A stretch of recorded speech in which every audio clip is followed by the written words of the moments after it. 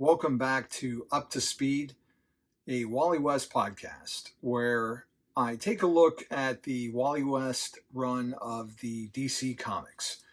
Uh, Once again, it's been a little bit since the last episode. What can I say? I keep saying the same thing, right? Just it's busy. I've got a lot of stuff going on with Batman on Film, with Spidey-Dude.com, with the James Bond dossier, with the Comic Binge. And unfortunately, this show is kind of taking a little bit of a backseat. I am trying to do better, believe me. After I recorded the last episode, I went straight into reading this issue and making notes. And then just life kind of finds a way. No, life got in the way. And a lot of cool things have happened, I think, since the last time we recorded. A key one is Warner Brothers Archive released The Flash, the original series, on Blu-ray. Cons first. There's no special features on this. There's no behind the scenes extras. There's no TV spots. There's not a retrospective documentary celebrating the 30 plus years since the show's been on. There's no audio commentaries. Now you can go to YouTube and you can find some by one of the surviving producers and John Wesley Shipp, which I highly recommend you seek those out. Also, John Wesley Shipp has done a lot of great interviews. There's also a Always Hold On to the Flash 90 podcast, which I've started to listen to, and that's a lot of fun. Because I thought about maybe trying to break down each episode, but I haven't really gotten past the pilot again. I started watching them, I don't know, a couple of years ago with my fiance, and I'm glad we didn't get far because now high quality Blu-ray instead of my DVD. And this looks gorgeous. They did 4K scans of the original negative, which is great because this looks phenomenal. The only downside is it's a Blu-ray, not a 4K disc. But all the film looks good. The effects, because of how they had to process them and composite them, that's where the image gets a little soft. But I can't complain because it still looks a million times better than the old DVD. But like the actual film stuff or the day-to-day scenes or when the non-special effects stuff, whether it's Barry or the Flash, amazing looking. You've never seen them look this good, this clear, and it's a lot of fun. It definitely wears its Batman influence on its sleeve, having come out of, post-Batman 1989. And it also helps that Shirley Walker did the music for this. She also did the music for Batman the Animated Series. And there's kind of like the whole film noir and Art Deco sensibility where it's kind of modern, but it's kind of retro. But yes, it's a product of its time, but it's also really, really good. And we wouldn't have the CW Flash show without the bar that this set. So if you haven't picked this up yet, go online, go to Amazon, Warner Brother Archive, wherever. 1000% recommend this. But also, Cy Spurrier's run is continuing. We're recording this the day after DC All In hit the comic shelves. And so now the All In initiative is officially going forward, starting with next week. It's all new creative teams on the majority of DC books. Batman staying the same. The Flash, I'm not quite sure what's going on with the art on that book. It seems like Dale Eaglesham has gone to covers now and hasn't been doing interiors for a few months. Not sure what's going on with that, but a lot of people pushing new story ideas, a lot of new creators coming to titles, like new team on Detective, new team on Batman and Robin. But the Flash kind of felt like it had a season wrap up. And now as we go into the all-in phase, there's maybe 2 Flashes going around. Are they both Wally? I'm not sure. No one knows yet. There's also an Absolute Flash coming by Jeff Lemire that proves to be interesting. That's going to take place in the Absolute universe, not the main DC universe. It's going to be running concurrently. And eventually it's going to culminate in a crossover between the 2 universes. But I'm looking forward to that. And I've liked some of where Spurrier's been going with this. I feel like some of my faith that I may have mentioned earlier is being rewarded. Like, you got to let the story play out and see why everyone's so morose, and if there's a reason for that or how it's going to get resolved. Um, so yeah, comics, DC's going strong, and lots of good Flash TV to catch up on. But that's not what we're here today to talk about. We are here to talk about The Flash #5. So it's got that great comic smell. Anyways, Flash #5. So, Flash facts. The Flash #5 was released July 2nd, 1987, per Mike's Amazing World of Comics, but it was cover dated October of 1987. Credits are as follows: Mike Barron, writer; Jackson Geist, penciler; Jack Torrance, guest inker; Steve Haney, letterer; Shelby Elber, colorist; and Mike Gold, editor. And of course, Wally West was created by John Broome and Carmine Infantino. So, getting up to speed. This issue is titled Speed McGee. In Syracuse, New York, our story opens on a scene of domestic violence between Tina McGee and her estranged husband, Jerry.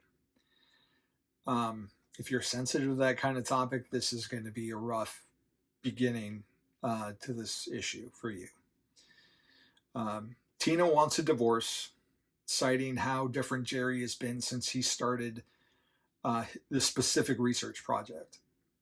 Jerry thinks it's all about her budding relationship with the Flash, though, and he hits her repeatedly. It's not graphic, but it feels really brutal. I'm not going to lie. He then flees to Volton Labs, where he's been working on Project Ubermensch, and gives himself a 29th injection of steroid BQ19. He then strips down and proceeds to phase 3, and the air around him crackles with electricity. Like I just mentioned, it's a pretty rough scene. So although, the violence is implied, as we never really see him hit her beyond when he punches Tina from behind, which was just kind of weird to begin with.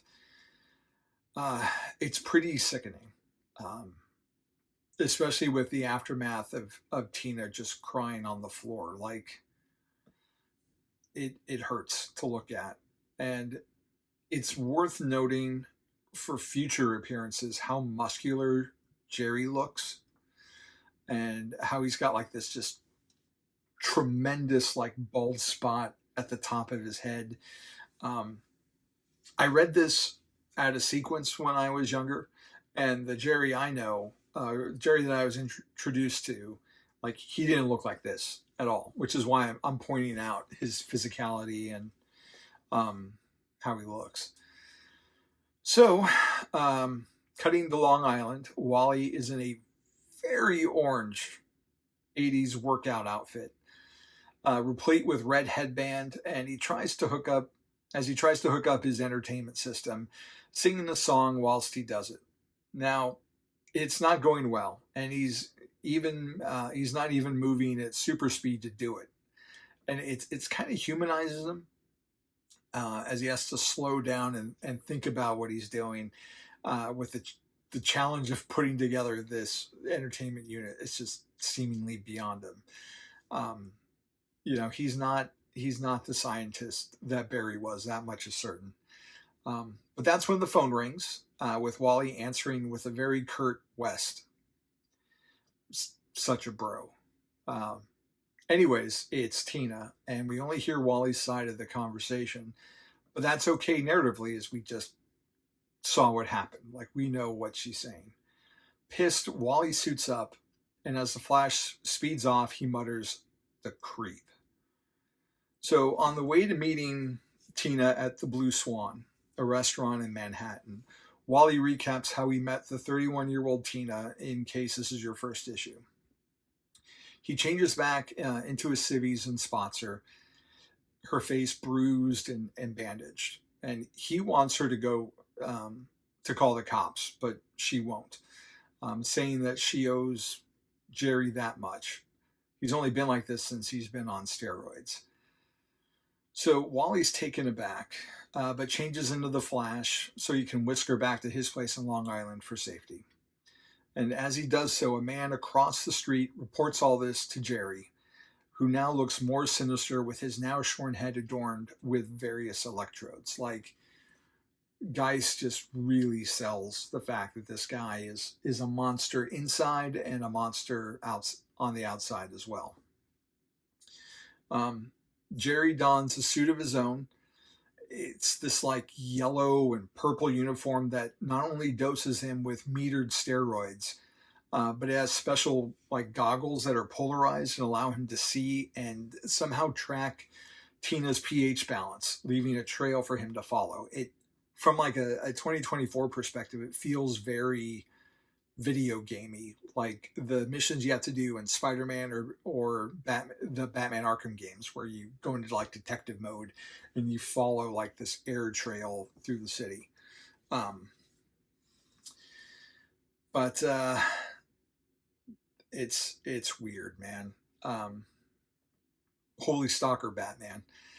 He clumsily arrives at the Blue Swan to pick up the trail, but has some, let's say, kinks to work out. Namely running into a police horse and then a wall, which, I mean, look at the wall. Like, it's kind of Roadrunner-y. It's kind of funny. Just Geist does an excellent job of making him look unhinged here. Back in Long Island, Wally gives Tina the tour of Shea West. Tina makes some dated references to how extravagant it is, and Wally brags how it's only got 33 rooms and didn't even have a whirlpool or a sauna when he moved in. Oh, the horror. Yeah, nope. Money clearly hasn't made Wally bougie at all. Not a little bit. He even has a place wired into Teen Titans security, but they're 40 miles away. That might be important later. Wally shows her to his room, and Tina remarks how a 20-year-old boys aren't supposed to live like this, making that the second mention of their age difference in this issue. As Wally goes to shower, he ruminates again about their age gap and how he feels like he's living without rules. The lottery win only making things worse as wealth makes him weird. And I like seeing this self-awareness here. I like that Baron points it out. And that he's at least mentally slowing down and thinking about this. You know, he's not an impulse. He's actually reflecting a little bit. And he asks himself, as he often does, like, what would Barry do? Going to his North Star. But the thing is, Barry really never had money before. So there's not really a guidepost there for Wally, unfortunately. So having then fallen asleep in the tub, Wally gets startled by the doorbell. And it's his dad, suitcase in tow. Apparently, he and Mary, which is Wally's mom, had been having troubles even blowing the $500,000 Wally gifted them. I haven't checked to see what inflation was, but $500,000, it wouldn't obviously go as far today, but $500,000 like 1987, that's a lot of money. I mean, this comic cost 75 cents, and now comics cost $4. So just to give you an idea. Wally sets him up in a room to stay in before he and Tina leave for dinner. So Tina brings up an editorial about the town's liability insurance being canceled since the Flashes moved there. And it turns out the president of the city council is dining right across from them, and Wally gets up to have words with him.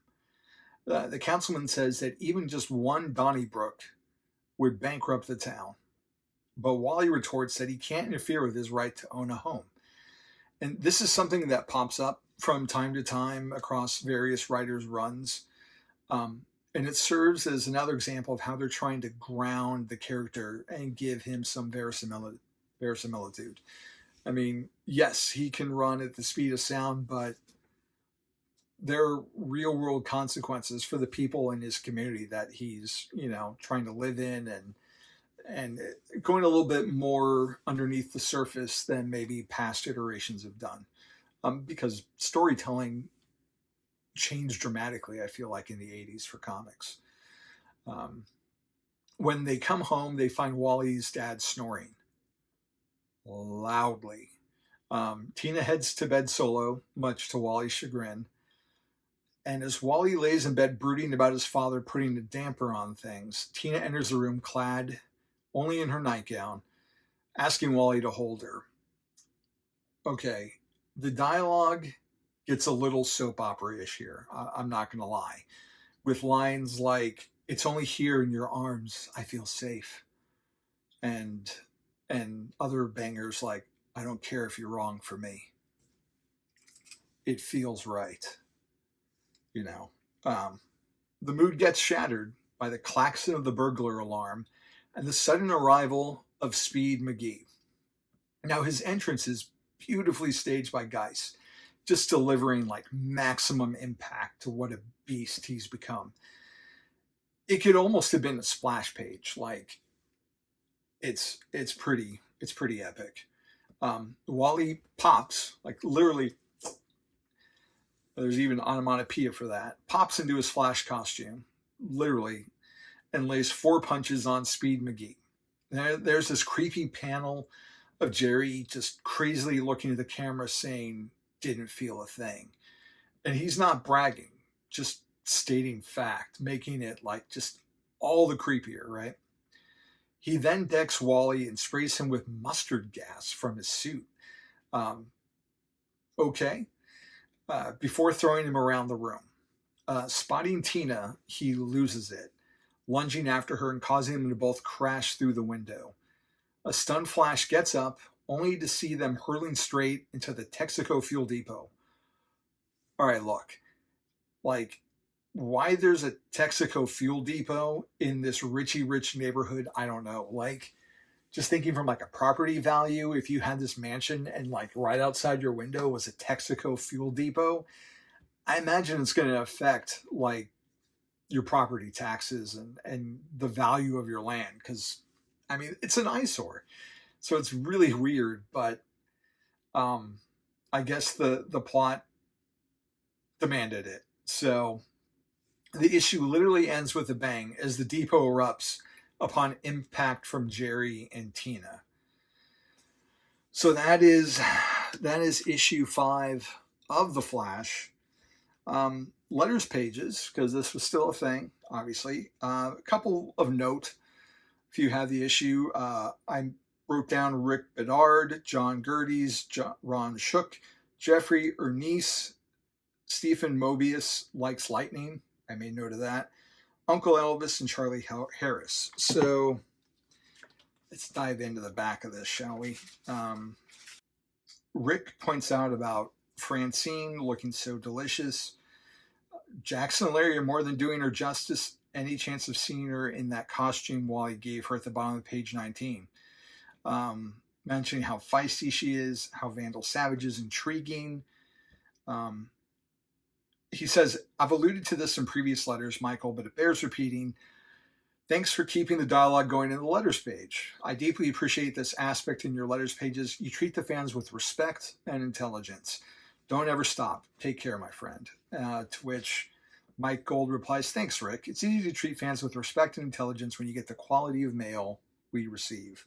John Gerdes, I apologize, sir, if you're somehow listening, says, "Mike and Mike, what you're doing with the Wally-Fran relationship is pretty slick. Here's hoping the overly moral and moronic minority doesn't give you any flack over it.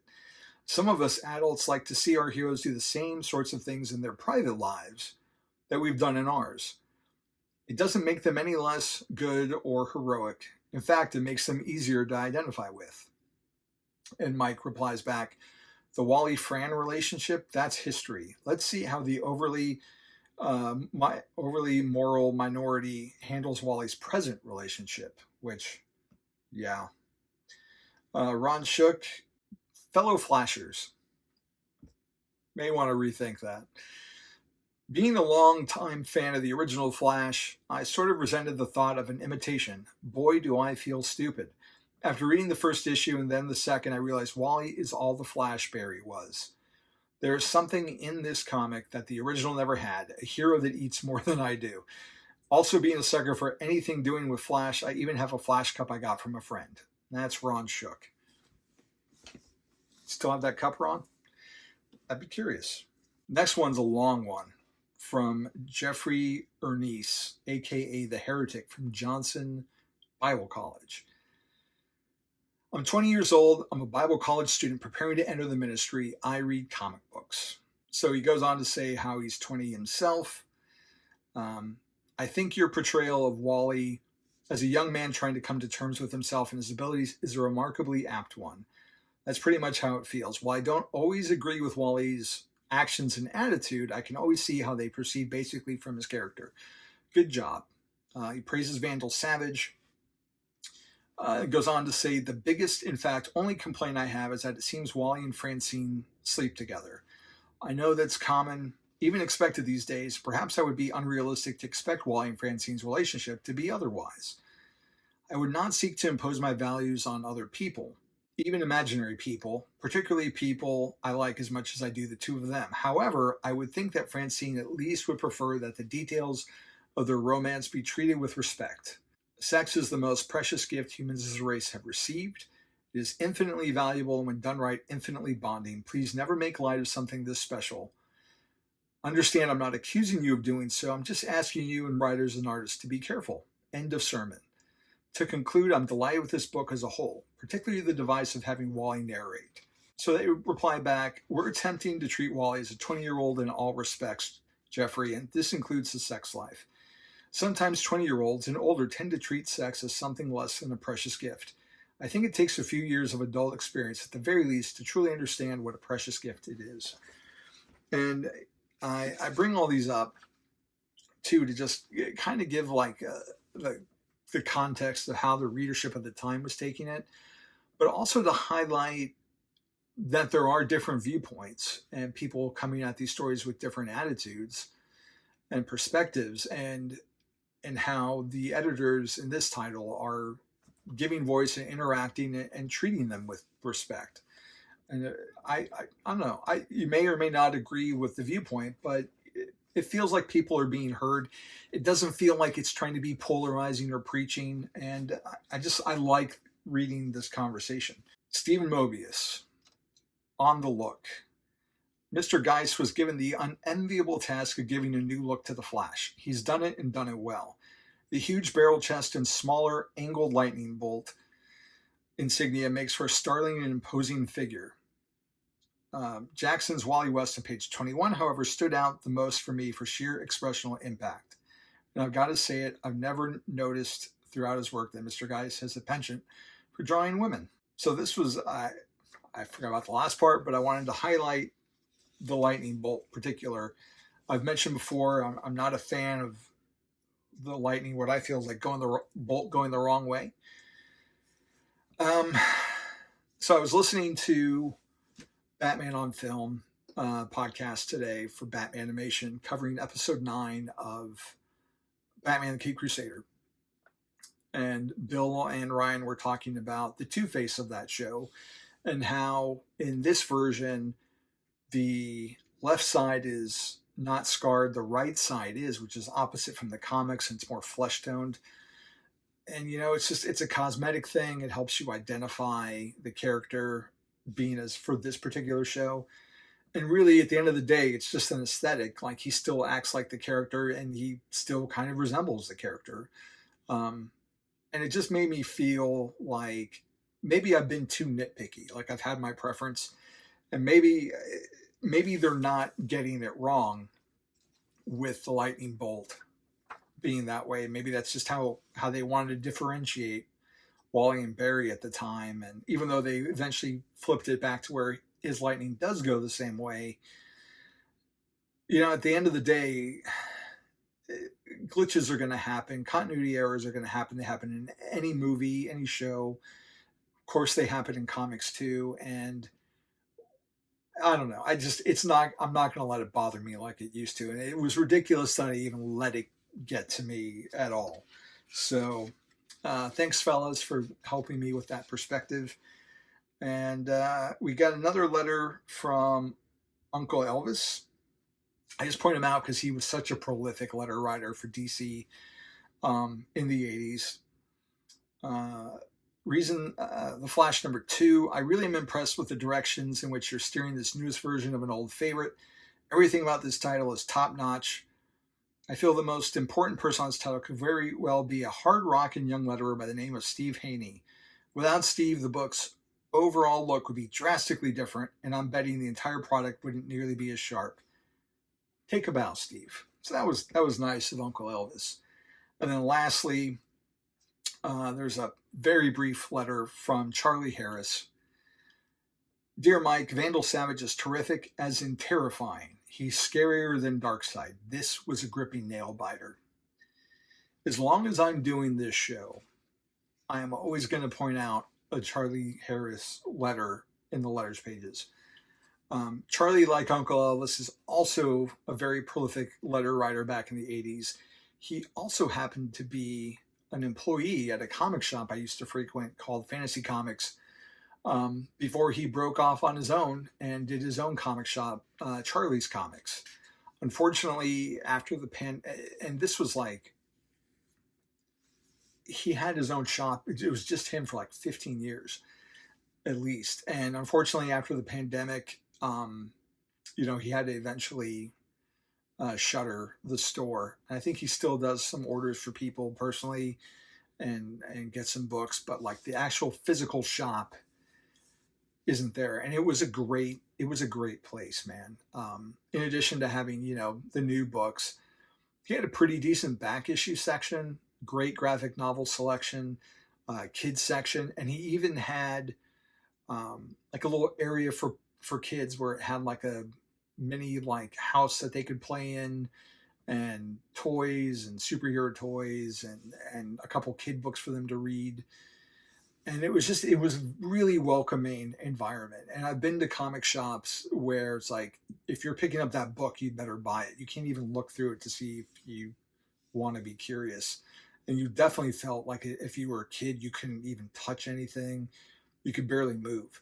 And Charlie was the exact opposite of that experience. And it was always such a pleasure to go in there and just catch up with him personally, to talk about books. And as my son got older, I would come in with him and he could go play in the kids' corner, and I could just hang out and talk with Charlie, if it wasn't a busy day, if it wasn't a new comic day.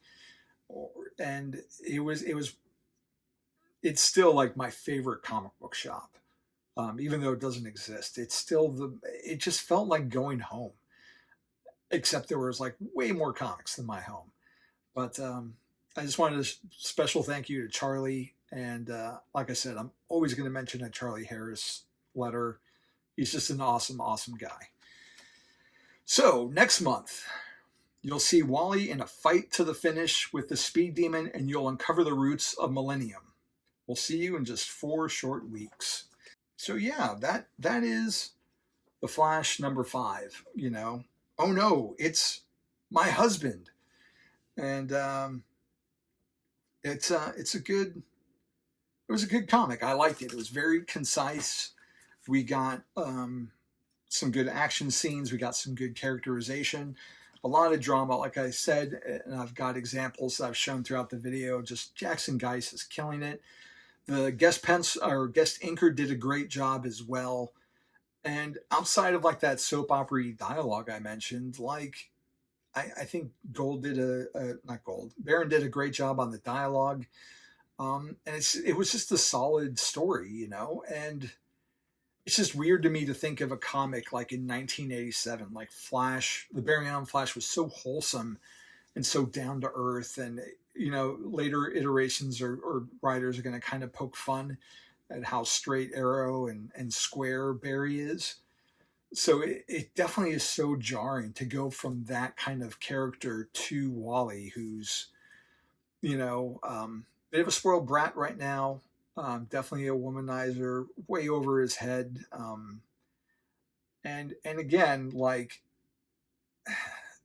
he can be a little hard to like in the first, I don't know, 50 issues, but it's a ride worth taking to see this character arc of this boy who's basically mourning the loss of his hero, a family member, and having to deal with that responsibility, that legacy, and becoming his own man. That's what I really relate to when it comes to the Wally West Flash. And this is part of the stepping stone, is to see where he was, so then you can appreciate when he gets to where he's going, when he gets to Linda, and now father of three, and how that guy deals with that. And there are times too where he's looking back at how he was, and it's, I don't know, it's really cool to see, because so many like big IP characters, at times they can get stuck.